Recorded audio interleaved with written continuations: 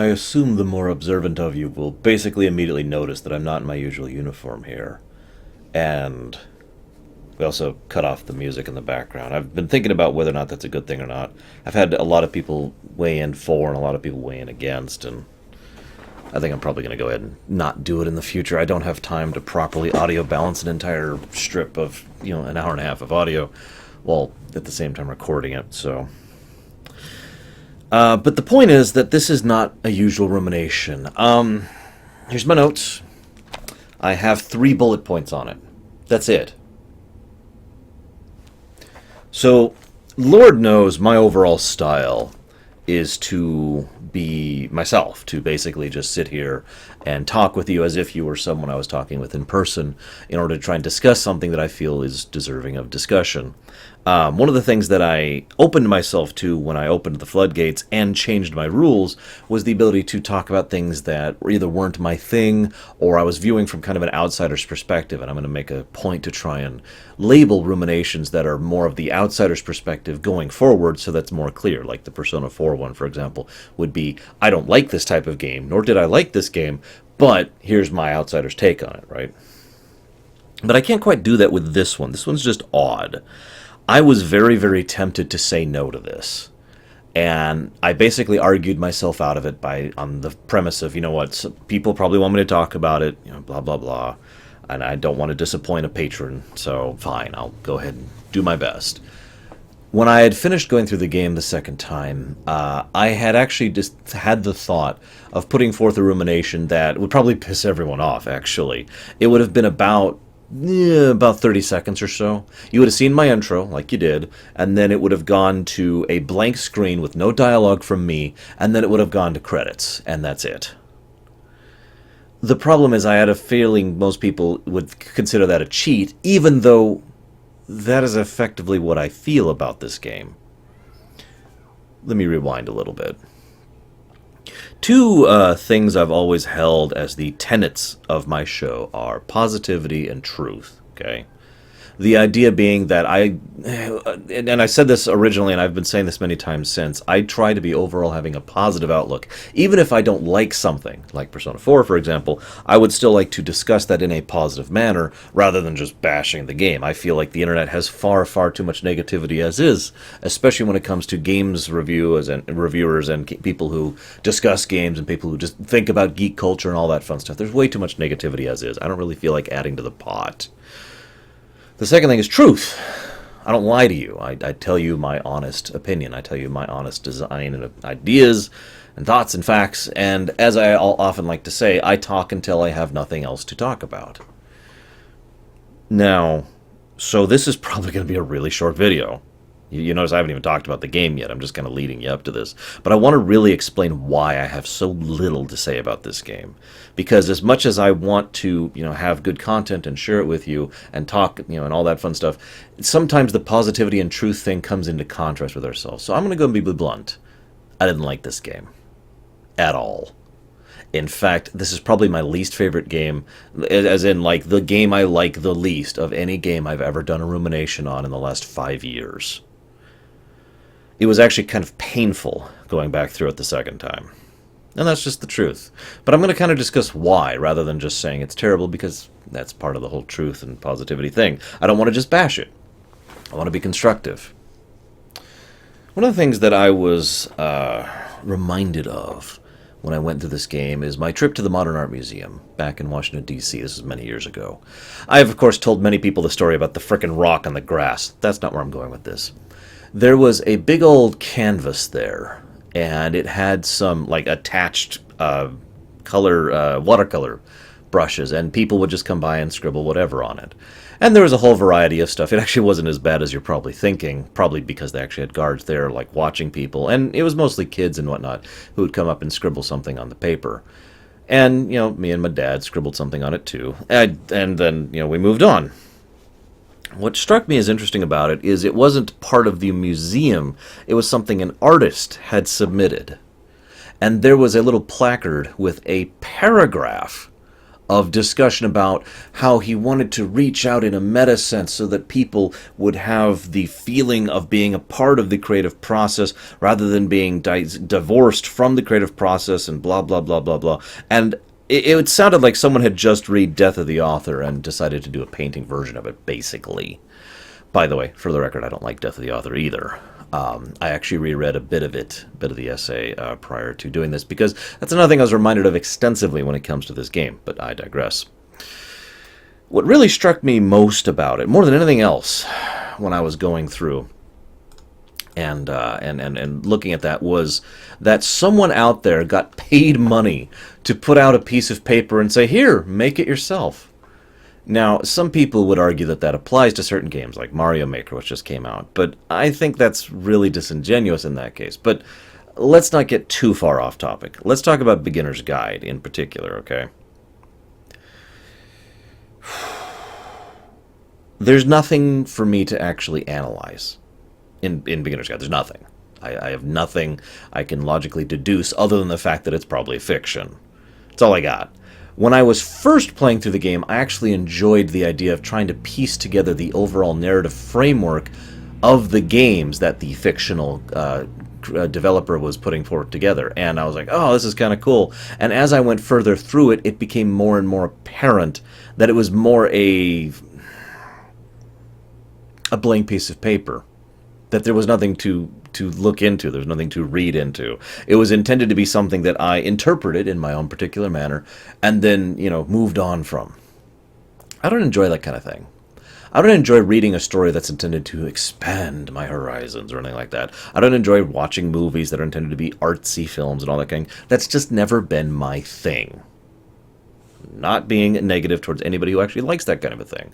In fact, I have a feeling I'm going to get a lot of negative comments on this video because I'm talking ill of a game that I imagine a lot of people actually like. But I'm being honest with you. I don't like that kind of a thing. The entire game made me feel like it was trying to divorce the standard relationship, it's hard for me to even talk in this kind of language, between the player and the developer, to try and create a narrative through a narrative that was creating a narrative. And that's not me double talking, and that's not me making fun. That's actually how I feel this game was being presented. Let me go ahead and say one thing very quickly. I have absolutely no doubt this is a fiction. The whole, I don't even remember his name off the top of my head. I'm sorry, I can't even think of his name. The fake developer was someone who was invented and never happened, or was in fact himself. These are the two possibilities I see as most likely in my interpretation. And I can tell you my interpretation. It's about all I can tell you about this game. Because, first and most and foremost, this is an era in the last several years of the lawsuit. That is the era we live in, the era of legal bullying. And in many ways, there are people out there who will sue someone else for the most threadbare of reasons. And in this era, the idea of basically flat out stealing someone else's creative work, butchering it, and then admitting to both of these facts, and then putting it out in its own thing, is incredibly unlikely. Especially since, no actual legal action has been taken to my knowledge. On top of that, though, there is a second reason why I believe that this is a fictional thing, and that's because, if anything, the fake game developer strikes me as the real game developer, just kind of presented through a different light. One of the things we know about him is that he had a lot of issues when he made Stanley Parable, and the feedback he got, and the people who talked to him, and the whole spotlight being put onto him caused him some issues. And he himself has admitted this in his own journals and his own blogs and whatnot, about how he didn't know how to deal with a lot of the stress that comes along with being, a successful game developer like that. And so the whole, and you could kind of see how parallels tie in there. The fact that people would tell him about how they thought this was significant, or how they derived this, relevance from the Stanley Parable, and he would just be like, well, it was just supposed to be this, or it was just supposed to be a gag or whatever. Stop putting lampposts in my game. You see the parallel there. That's my interpretation. Unfortunately, that's about as far as my interpretation goes. I'm sure the man has some mental health issues, but that actually isn't saying anything anymore, because everyone does. We all have some level of depression or anxiety or issues regarding to how we function in public or around other people or even on our own. That's normal at this point, so I don't really feel like there's anything worth discussing there either. Now, I will say this. I was going to go off on a small negativity thing about how, and I kind of already started to, I tried to chop myself off there, about how I don't play games to expand my horizons. I don't get into that.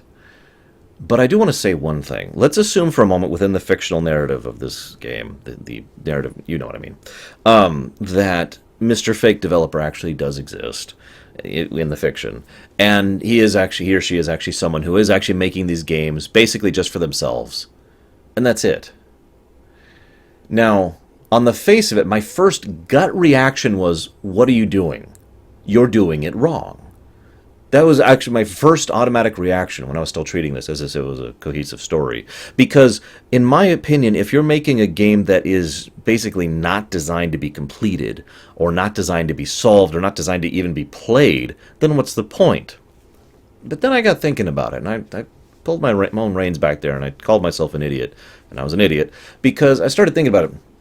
How many of you out there have written, or drawn, or coded, or sung something just for yourself, for no one else, for no other purpose, for no other reason, just to try and vent a little bit, or to express yourself, or maybe to try and have an outlet, or maybe it's just because it was fun, or, you know, and to give you one direct example I know a friend of mine would do, they would write stories, really, really, really horrible stories, not because they were disturbed, not because they were, you know, vicious or introvert or anything like that. It was just because it was their method of venting. They would write out all these terrible, violent acts, and they would take the paper and they'd go burn it. I never read any of those stories, because I respected her privacy on the matter. But the point is, that was something that they did in order to specifically vent.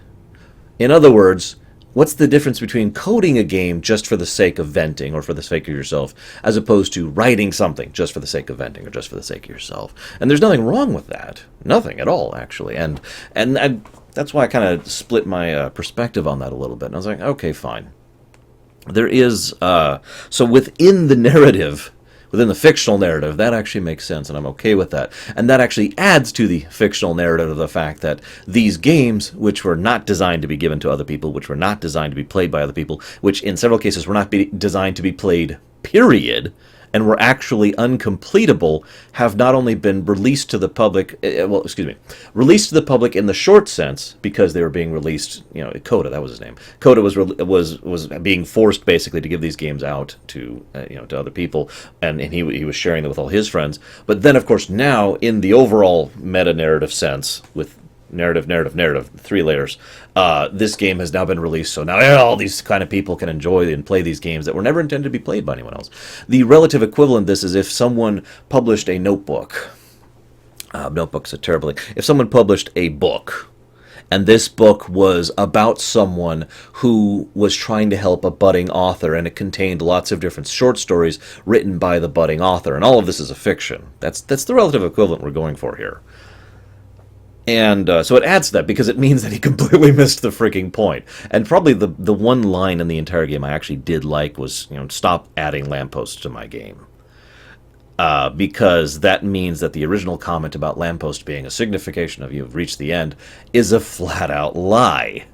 Oh, and by the way, fun little point, if you finish the game, when you get to the end, there's a lamppost there. His final rant towards the end is the last thing I want to talk about. Anybody who saw my stream when I was playing this live saw my face just get darker and darker and darker as I went.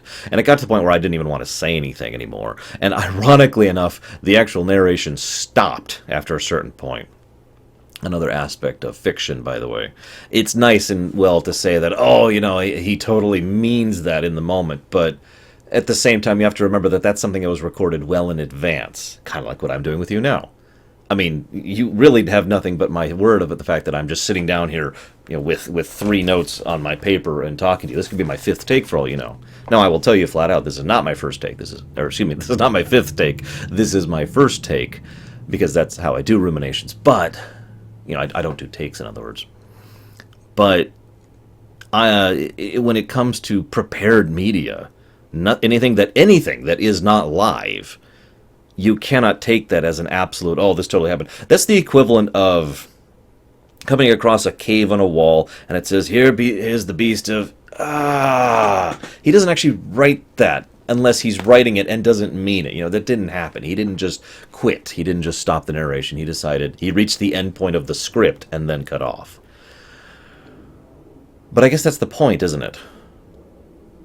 This whole game feels like this was his way of venting. And I'm not sure what I think of that. This is purely my opinion, of course. But it feels like this was not a game that was released to be played. Let me rephrase that. This feels like a game that was made for his sake and his sake alone. A way of venting and getting out thoughts and just helping him to cohese himself with regards to how he felt from the success of the Stanley Parable. And then, having done so, he found himself, this would be ironic, in a position where, say, maybe he was encouraged by friends or whatever who played it to say, hey, why don't you go and release this and polish it a bit more and make it a little bit more available? And then he could then release it to others. And I imagine the intent there would not be to waste our time, which it might seem like, or to try and make a quick buck off of us, which I also don't think. I think it's more in the direction of, this is what I had to go through. It's not literal. Each piece of the narrative, each piece of the gameplay, each piece of the work kind of connects to a different point in his actual thought process, and he wanted to share that thought process with others and try to relate to others and maybe in his own way reach out to anyone who is also having similar feelings of, for example, lack of self-worth, which is the big one, the one that is really hammered in throughout the course of this game. And let's be honest, if we were to call that kind of thing a mental health issue, it is probably the most commonplace mental health issue that exists. And even if it is not a mental health issue, that's just a label we attach to it, a lot of people have self-worth issues. I'm one of them. And I imagine most people listening to this right now are too. So I'm left with a blank piece of paper, and I don't know what else to say about it. I don't think, based on my very limited knowledge of the individual, that this was intended to be artsy-fartsy, to use the term. It's the thing that I despise when developers do. But I cannot help but notice that this game in many ways has succeeded at being what artsy-fartsy games or artsy-fartsy, books or movies or whatever try to be without intending to be. I feel like this was a game that actually was successfully in making people think and react and feel and all those things that come along with that, and broadening one's horizons without the pretentiousness behind it. That's quite a feat, really, when you think about it. But that is all I've got. I expect a lot of comments from you guys. Probably going to hate me. That's okay. I totally understand. But if anybody else has other interpretations, other thoughts, please feel free to share. Because if nothing else, the one truly positive thing I could say about this game is it's a blank sheet of paper. So what'd you write on it? Let me know, guys.